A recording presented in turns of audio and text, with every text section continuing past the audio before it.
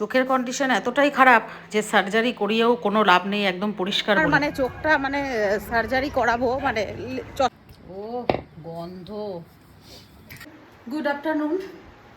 এখন খেয়ে দিয়ে আমরা মা বেটায় চললাম এই ছেলের চোখ ঠিক করার জন্য ডাক্তার দেখাতে সিটি সেন্টারে, দিশা হসপিটাল, আই হসপিটাল। ওখানে যাচ্ছি, দেখি ওর অ্যাপয়েন্টমেন্ট নিয়েছে, দেখি ঠাকুর করে চোখটার যদি কোনো গতি হয় চশমা ছাড়া, তো সেখানেই যাচ্ছি। চলো দেখা হবে ওখানে গিয়ে। মা কোথাও যাওয়ার আগেই এই যে এই বাচ্চাগুলোকে খাইয়ে যায়। দুবার একবার না, টমি পরে আর দুটো নাই এখন। ওই দেখো ছেলেটা আসছে এবার। আমার ভয় লাগে প্রচন্ড। আমাকে পিঙ্কি বাকি ব্ল্যাকি আর রটউইলার কোথায়? পিঙ্কি আমার কাছে। তুই কিছুই তো ওদিকে এই করছিস না বাবা। এই দেখ, আমার ওকে ভয় লাগে, ও কামড়ে দেয় প্রচন্ড, ভয় লাগে আমার খুব। তো চলো যাওয়া যাক। চলে এসছি দিশা আই হসপিটালে। আমাদের তো অনেক জায়গায় যাওয়ার ছিল, এক জায়গায় না অনেক জায়গায় কাজ ছিল, পুরো কালি ডাস্টে পুরো হয়ে গেছে। এই যে দিশা আই হসপিটাল, এটা সিটি সেন্টারেই আছে।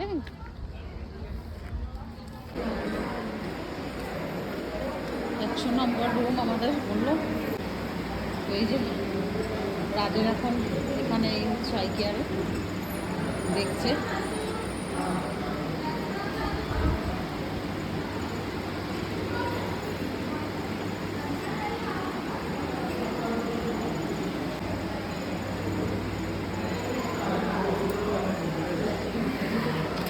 ওখানে বেসিক এমনি টেস্ট হলো, এবারে এখানে প্রেসক্রিপশনটা জমা দিয়েছি, মেন ডক্টরের সঙ্গে এখনও হয়নি, ভেতরে গিয়ে আর কি দেখবে। তো বসে আছে দুজনে। কী রে জ্বালা করছে না? রাজকে ডেকে নিল ভেতরে, ও ভেতরে গেছে, আর আমি বসে আছি। দেখি যদি কাউকে অ্যালাউ করে আমাকে, তাহলে আমি ভেতরে যাবো, আর না হলে তো শুনতে পাবো কি আছে না আছে। ও গেছে ভেতরে, আমাকে অ্যালাউ করলো না ভেতরে, ও একাই গেছে। আমি বললাম আমি যাবো, যে না দরকার নেই, ছেলে তো বড় আছে। ওই জন্য বসে আছি, ও বেরিয়ে তারপরে কি বলছে ডক্টরের সঙ্গে কথা বলবো, অপারেশন করে কি ঠিক হবে, আদৌ চশমার দরকার হবে কি না সব জানবো। আর কি আপডেট হচ্ছে সেটা তো তোমাদের জানিয়েই দেবো। হয়ে গেল আমাদের ডক্টর দেখানো। তো যেটা বললো সেটা হলো, আমরা তো ভেবেছিলাম মনার মানে চোখটা মানে সার্জারি করাবো, মানে চশমাটা যাতে হেঁটে যায়।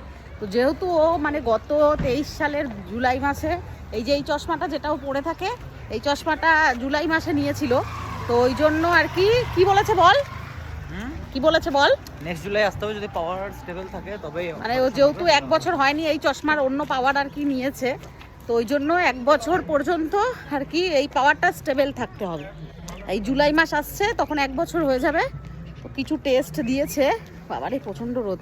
তো ওই টেস্টগুলো করতে হবে, করে তারপরে ওর ওই কি কন্ট্যাক্ট লেন্স না কি ওই উপরের যেটা প্রবলেম আর কি, যা কর্নিয়াতে যা প্রবলেম সেটা হয় সেটা তারপরে করবে। সেটা তোমার 1 বছর তো হয়নি। ওর বাবা জুলাই মাসে যখন অ্যাডমিট ছিল তখনই ওই হসপিটালে দেখিয়েছিল, তখনই চশমা নতুন নিয়েছিল। ওই জন্য হলো না, রিপোর্ট সমস্ত কিছু দিয়ে দিয়েছে, কাগজে লিখে দিয়েছে যে সামনের এই মাস আর কটা 3-4 মাস বাকি আছে। ওর তো প্রচণ্ড পাওয়ার চোখের চশমা, বাবারে ও কাজটা ওর মানে পড়লে, আমরা যদি পড়ি না নর্মাল মানুষ, তো চোখে 1/2 ঘন্টা মনে হয় কিছু দেখতে পারবো না, এত পাওয়ার ওর চশমাতে। ও বেচারা খুব আশায় ছিল, বলছে আজকেই যদি আমাকে করায় আজকেই করে নেব। পার্কিং পয়সা লাগে নাকি? কত করে গো? ওই গাড়ি পার্কিংয়ের পয়সা। তো যাই হোক, ওভারঅল ভালোই ভিড় হয় এখানে। আমি দেখিয়েছিলাম যখন 60 টাকা ছিল তখন আমি দেখিয়েছিলাম, এখন তো 200 টাকা ভিজিট হয়ে গেছে। দেখা, এখন যাব সোজা বাড়ি, একটু বোনের বাড়ি দেখা করে যাব। এমনি কোনো ওষুধ ড্রপ কিছুই দেয়নি, একবারে যখন ওই জুলাই মাসে আসবো তখন যা যা টেস্ট দিয়েছে করে তারপরে আবার ডক্টর দেখাবো।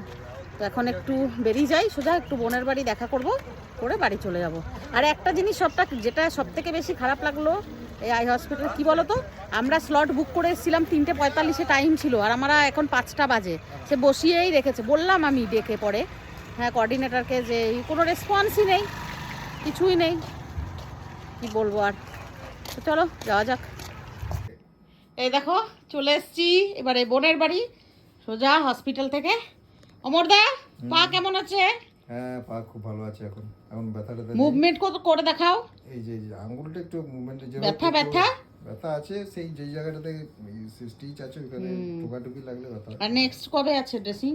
বড় নেই এবার আফটার 15 days যাবে আবার হসপিটালেই তো যেতে হবে। Stitch will be cutting. তোমার মেয়ে তো আসবে না বলছে, বুঝলে? আসবে না না। আর মনা এখানে ঘুমাচ্ছে, এই যে এসি চালিয়ে দিয়েছে মাসিমণি, আসতে না আসতেই এসছে। এখন বকা দিল, চোখ অপারেশন করাবে, দিয়েছে, খেয়েছে মাসিমণির কাছে বকা, মেসোমশাইয়ের কাছে বকা খেয়েছে।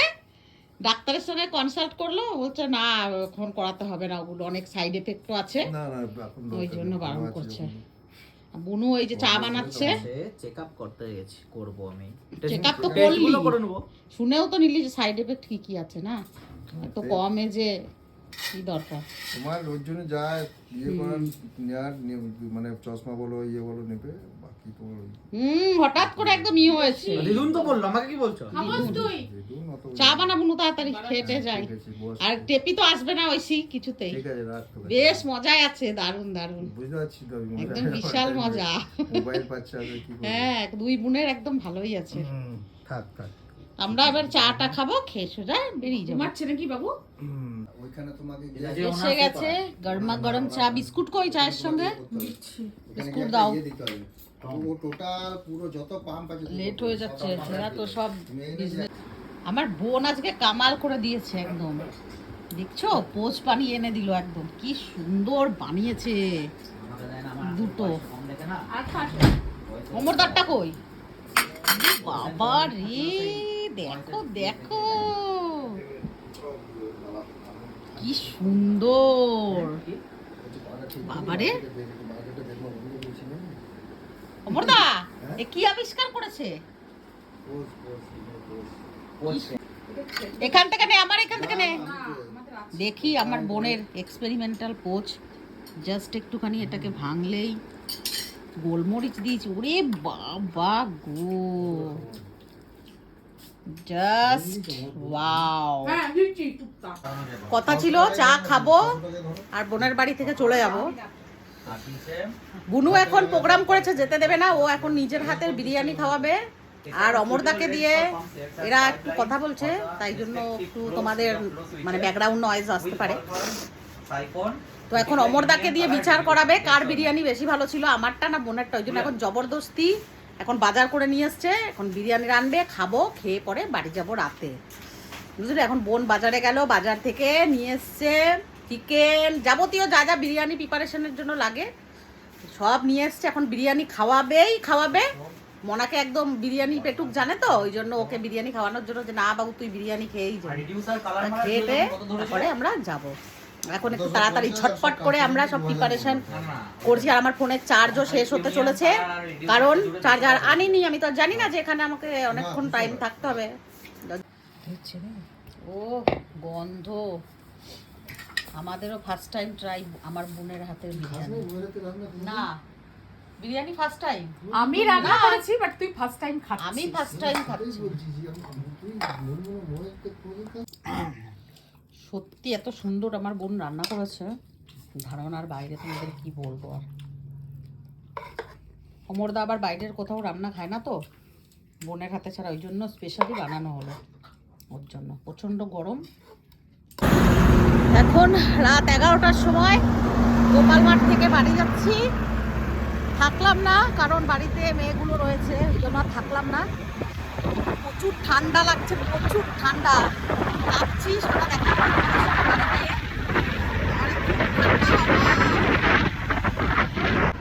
বাড়িতে এসে একদম ফ্রেশ ট্রেশ হয়ে সোজা বিছানায়, আর এনার্জি নেই। তো আজকের মতন ব্লগটা এখানেই এন্ড করলাম। ভালো লাগলে অবশ্যই like, comment and share and lots of love, sweet dreams.